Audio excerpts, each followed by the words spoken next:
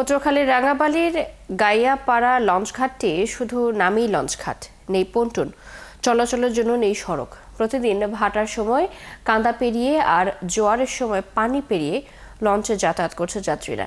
এই ঘাট দিয়ে পার্শ্ববর্তী উপজেলাগুলোতে যাতায়াত করে শত শত মানুষ, কিন্তু যাত্রীদের অভিযোগ তাদের সেবার জন্য নেই পন্টুন, মূল সড়কে ওঠার জন্য নেই সংযোগ সড়কও। বিস্তারিত কামরুল হাসানের প্রতিবেদনে।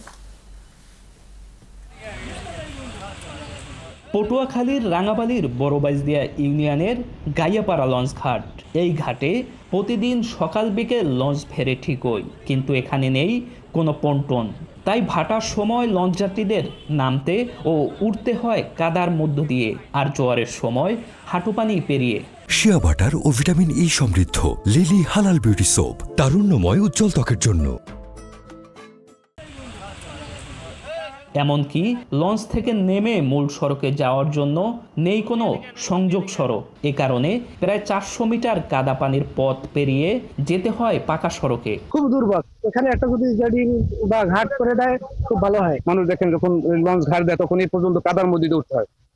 ঠিক আছে, মেয়ে ছেলে নিয়ে জোয়ার ভাটার সময় লোকজনের পানিতে ভরে যায়, তখন চলাফেরা অসুবিধা। চিকিৎসা, ব্যবসা সহ নানা প্রয়োজনে এ ঘাটে আসা যাওয়া যাত্রীদের। এলাকার লোকজন বলছেন, এখানে এক সময় সংযোগ সড়ক ছিল, সেটাও ভেঙে গেছে দীর্ঘদিন আগে। কেউ পাচার খাইয়ে পড়ে যায়, কেউ মনে করেন পানিতে ভিজে যাওয়া লাগে। মালামাল নিয়ে আসা যায় না, যাত্রী নামতে পারে না, নামতে উঠতে কষ্ট হয় এই জায়গায়। লঞ্চ চালকরা বলছেন, পন্টন না থাকায় নদীর তীরে লঞ্চ ফেরানো কষ্টকর হয়ে পড়ে। এখানে একটা পল্টন বা ভালো মতো একটা জেডি হলে ভালো হয়, আমাদের লঞ্চ বেরোতে সুবিধা হয়, যাত্রীদের সুবিধা হয়। এই যে ঘাটটা দেখেন এককালে ডুবানো থাকে, মানুষ অনেক যাত্রীরাই অনেক দুর্ভোগ করে কষ্ট করে উঠতে হয়। উপজেলা প্রকৌশলী জানান, সংযোগ সড়ক নির্মাণের জন্য প্রস্তাব পাঠানো হয়েছে। অর্থ বরাদ্দ হলে টেন্ডার প্রক্রিয়ার মাধ্যমে কাজ শুরু করা হবে। আমাদের যে সকল প্রকল্পগুলো আমাদের প্রকল্প থেকে যে ঘাটলাগুলো চাওয়া, সেখানে আমি প্রস্তাব দিব, সেটা হয়তো সময়ের ব্যাপার। আর উপজেলা নির্বাহী কর্মকর্তা জানান, ঘাটটিতে পন্টন স্থাপনের জন্য বিআইডব্লিউটিএ কে জানানো হবে।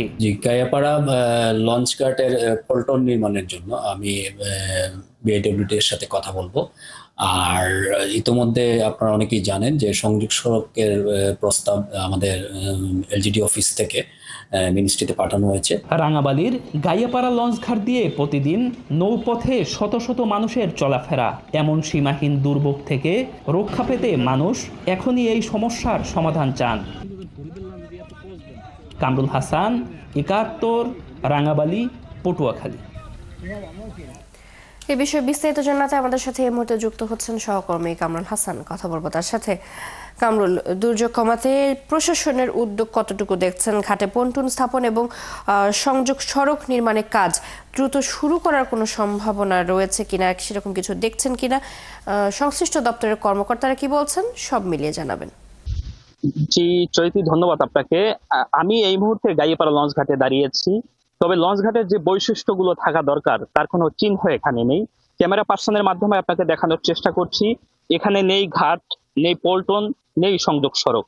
এই নেই আর নেই মাঝেই কিন্তু মানুষ প্রতিদিন দুর্ভোগের মধ্যে দিয়ে এখানে আসা যাওয়া করে, যাতায়াত করে।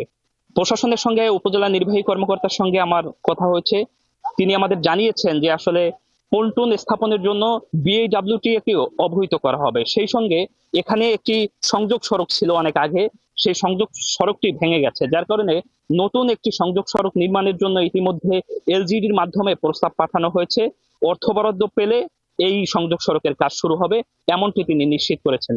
সেই সঙ্গে উপজেলা নির্বাহী কর্মকর্তা আমাদের জানিয়েছেন, দ্রুত সময়ের মধ্যে যদি বিআইডব্লিউটিএ পন্টন স্থাপন করতে না পারে, সেক্ষেত্রে এখানে একটি ঘাটলা নির্মাণের উদ্যোগ তারা নেবেন।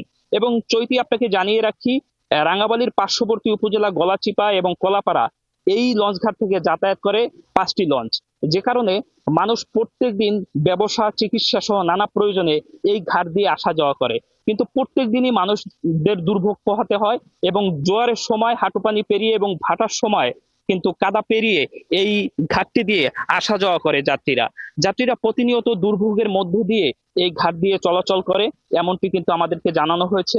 যাত্রীরা বলছেন তারা এটির স্থায়ী একটি সমাধান চান এবং দ্রুত সময়ের মধ্যে যাত্রী সেবার জন্য পন্টন এবং মূল সড়কে যাওয়ার জন্য সংযোগ সড়ক যাতে স্থাপন করা হয় এমনটি কিন্তু প্রশাসনের পক্ষ থেকে দাবি করা হচ্ছে।